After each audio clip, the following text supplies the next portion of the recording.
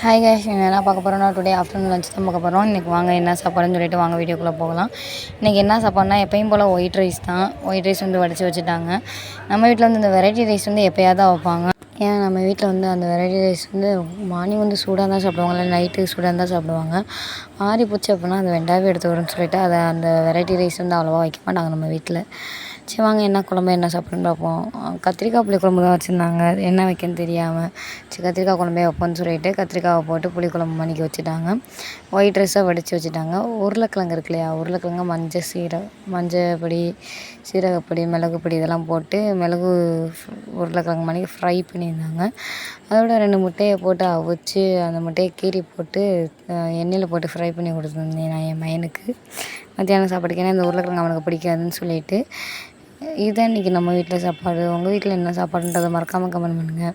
இந்த மணிக்கு இன்ட்ரெஸ்டான வீடியோ பார்க்கறதுக்கு மறக்காமல் நம்ம சேனலை சப்ஸ்கிரைப் பண்ணிக்கோங்க. அடுத்தடுத்து இன்ட்ரெஸ்டான வீடியோ வரப்போகுது நம்ம சேனல். இந்த மாதிரி இன்ட்ரெஸ்டான வீடியோ பார்க்க மறக்காமல் நம்ம சேனலை சப்ஸ்கிரைப் பண்ணிக்கோங்க. ஓகே பாய், நெக்ஸ்ட் வீடியோவில் பார்ப்போம்.